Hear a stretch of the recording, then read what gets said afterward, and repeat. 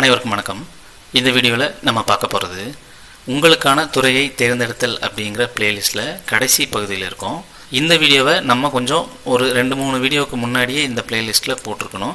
ஆனால் கொஞ்சம் தாமதமாக தான் போடுற மாதிரி சூழ்நிலை ஆயிடுச்சு. ஸோ இந்த வீடியோவை எல்லோரும் கண்டிப்பாக பாருங்கள். பார்த்துட்டு உங்களுக்கான துறையை, உங்களுக்கான வேலையை சூஸ் பண்ணுங்கள். அப்படி என்ன சார் இதில் பார்க்க போகிறோம் அப்படின்னா, ரொம்ப ரொம்ப முக்கியமான பதிவு. இப்போ நமக்கு 10ஆம் இடத்துல ஏதோ ஒரு கிரகம் இருக்குது, அதே மாதிரி 6ஆம் இடத்துல ஏதோ ஒரு கிரகம் இருக்குது. 6ஆம் இடத்துல எந்த கிரகம் இருக்குது அப்படிங்கிறத பொறுத்து தான் நம்ம என்ன வேலை செய்ய போகிறோம் அப்படிங்கிறது அமையுது. அதே போல் என்ன சர்வீஸ், சேவையை தொழிலாக பண்ணுறோம் அப்படிங்கிறதும் 6ஆம் இடத்தை பொறுத்து தான் இருக்குது. 10ஆம் இடத்துல நம்ம எவ்வளோ பெரிய தொழில் பண்ண போகிறோம், கெத்தாக கௌரவமாக என்ன வேலை என்ன தொழில் செய்வோம் அப்படிங்கிறது 10ஆம் இடத்தை பொறுத்து இருக்குது.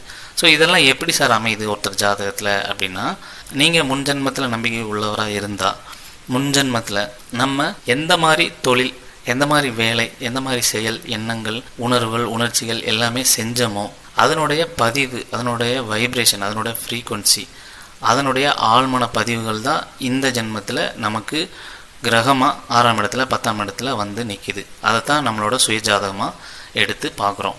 இப்போ உதாரணத்துக்கு 6ல் நீச்ச கிரகம் இருக்குதுன்னு வச்சுக்கலாம், நீச்ச புதன் இருக்குதுன்னு வச்சுக்கலாம். அப்போது அவர் முன்ஜென்மத்தில் ஏதோ புதன் சார்ந்த வேலைகளை சரியாக கவனம் இல்லாமல் செஞ்சுருப்பார், தப்பாக செஞ்சுருப்பார், மாற்றி செஞ்சுருப்பார், அல்லது ப்ராப்பர் ட்ரைனிங் இல்லாமல் செஞ்சுருப்பார். அப்போது சரியாக செய்ய முடியாதப்போ நிறைய அவமானங்கள் பட்டிருக்கலாம், நிறைய சிக்கல்கள் உருவாகியிருக்கலாம், அது மாதிரி நபர்கள் கூட பிரச்சனையாக இருக்கலாம். இப்படி நிறைய விஷயங்கள் நடந்ததுன்னு காரணமாக அந்த கிரகத்துக்கான ஆழ்மன பதிவு அவருக்குள்ளே இருந்திருக்கும். அதனால அவருக்கு இந்த ஜென்மத்தில் அவரோட ஜாதகத்தில் நீச்ச புதன் அதே மாதிரி வந்திருக்கலாம். ஸோ இந்த ஜென்மத்திலையும் அவருக்கு அதே குணம்தான் வெளிப்படும். அப்போ இவர் என்ன பண்ணணும் அப்படின்னா, புதன் சார்ந்த விஷயங்களில் ப்ராப்பரான ட்ரைனிங்கோடு இறங்கணும். எதாக இருந்தாலும் 1க்கு 2 தடவை யோசித்து பண்ணணும். ஆரம்பத்தில் எல்லாரோடையும் கம்பேர் பண்ணிக்கிட்டு உடனே ரிசல்ட் காட்டணும்னு நினச்சிக்கிட்டு எல்லார் மாதிரியும் ட்ரை பண்ண ஆரம்பித்தாருன்னா அவருக்கு இனிஷியலாக தோல்விகள் வரும். ஆனால் இதுவே புரிஞ்சுக்கிட்டு எப்படி அணுகணும், அதில் இருக்க டெக்னிக் என்ன, சைக்காலஜி என்னன்னு புரிஞ்சுக்கிட்டு அடுத்து அவர் முயற்சி பண்ணார் அப்படின்னா அந்த நீச்சத்தன்மையை ஓவர் கம் பண்ணி சரியான பாதையில் கரெக்டாக நடக்கிறதுக்கு வாய்ப்பு அதிகம். இது பாசிபிள் தான். அதே மாதிரி தான் போன ஜென்மத்தில் மக்களை ஹேண்டில் பண்ணுறதுல, நபர்களை அணுகிறதுல, நபர்களை வச்சு வேலை வாங்குறதுல, தொழில் செய்கிறதுல ஏதோ ஒரு இதில் திறமையாக இருந்திருக்கலாம் ஒருத்தர். அவருக்கு இந்த ஜென்மத்தில் அவரோட சார்ட்டில் செவ்வாய் 10ஆம் இடத்துல பலமாகவோ அல்லது சூரியன் 10ஆம் இடத்துல பலமாகவோ அல்லது லக்னத்தில் பலமாகவோ இந்த ஜென்மத்தில் அவர் ஜாதகத்தில் இருக்கும். ஏன் அப்படின்னா அந்த ஆளுமை பண்ண வைப்ரேஷன், ஃப்ரீக்குவன்சி, ஆழ்மன பதிவு அவரோட கர்மாவில் ஆடாகி இந்த ஜென்மத்தில் அவருக்கு சூரியனோ செவ்வாயோ லக்னத்திலேயோ 10ஆம் இடத்துலையோ அமையும்.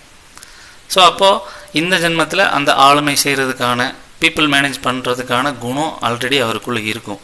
அதுக்கேற்ற மாதிரி ஒரு வேலையை, தொழிலை அவர் எடுத்து பண்ணுறாரு அப்படின்னா அப்போது அவர் சிறப்பாக வர்றதுக்கு வாய்ப்பு இருக்குது. அதில் அவர் நோட் பண்ண வேண்டிய விஷயம் என்னென்னா, அதை ப்ராப்பராக நேர்மையாக இந்த ஜென்மத்தில் கடைபிடிக்கணும் அப்படிங்கிறது தான் முக்கியமாக நோட் பண்ணணும். அதே போல் இப்போ ஒரு 6ல் குரு இருக்குதுன்னு வச்சுக்கலாம். முன் ஜென்மத்தில் ஒரு டீச்சராகவோ, ஒரு கற்றுக் கொடுக்குறவராகவோ, ஒரு ட்ரெயினராகவோ ஏதோ ஒரு குரு சார்ந்த வேலையை பண்ணியிருப்பார். அதுக்கான நிகழ்வுகள், எண்ணங்கள், வைப்ரேஷன், உணர்ச்சிகள் அவருக்குள்ளே இருந்திருக்கும். அதனால அவருக்கு இந்த ஜென்மத்தில் 6ல் குரு உட்கார்ந்துருக்கும். அல்லது கடன் வாங்கியிருப்பார், அல்லது பணம் சார்ந்த உதவிகள் செஞ்சுருப்பார், வட்டி கொடுத்துருப்பார். ஸோ அதுக்கான கண்டென்ட் தான் 6ல் குரு இருந்திருக்கும். அந்த குரு சார்ந்த வைப்ரேஷன் இந்த ஜென்மத்தில் அவரை ஒரு டீச்சராக மாற்றும், சொல்லிக் கொடுக்குறவராக மாற்றும், ட்ரெயினராக மாற்றும். இப்படி முன் ஜென்மத்தில் என்னென்ன செயல்கள் எல்லாம் செஞ்சோமோ, வேலைக்காக, தொழிலுக்காக, வருமானத்துக்காக என்னென்ன செஞ்சோமோ அதனோட கண்டென்ட் தான் நமக்கு 6-10 கிரகம் இருக்கிறது. அதனோட குணம் அப்படியே இருக்குது இந்த ஜென்மத்தில் அப்படின்றத நல்லா ஞாபகத்தில் வச்சுக்கோங்க. அந்த குணத்தை வச்சு இப்போ நடைமுறைக்கு ஏற்ற மாதிரி எதையெல்லாம் வேலையாக செய்யலாம், எதையெல்லாம் தொழிலாக செய்யலாம் அப்படிங்கிறத நம்ம தான் யோசித்து தேர்ந்தெடுக்கணும். அதுக்கு உதவுறது தான் ஒரு அஸ்ட்ராலஜரோட முக்கிய பொறுப்பு. இப்போது 50 வருஷத்துக்கு முன்னாடி இருந்த அதே தொழில், மக்கள், தொழில் சூழல், வேலை சூழல், இயற்கை வளம், தொழில் வளம் எதுவுமே இப்போ இருக்காது.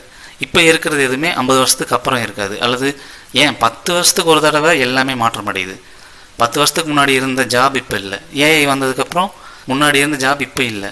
இப்போ இருக்கிற ஜாப் இனி எப்போ மாறும்னு தெரியாது. ஸோ குணம், எண்ணம், செயல், அதிர்வு, உணர்ச்சி எல்லாமே அப்படியே இருக்கும்.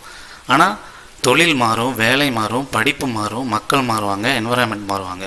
அப்போது குணத்தின் அடிப்படையில், இயல்பின் அடிப்படையில் உங்களோட வேலை தொழிலை சூஸ் பண்ணுறது தான் ரொம்ப ரொம்ப முக்கியம். அதுதான் உங்களுக்கு ஆத்மார்த்தமான ஒரு சந்தோஷத்தை, வெற்றியை கொடுக்கும்.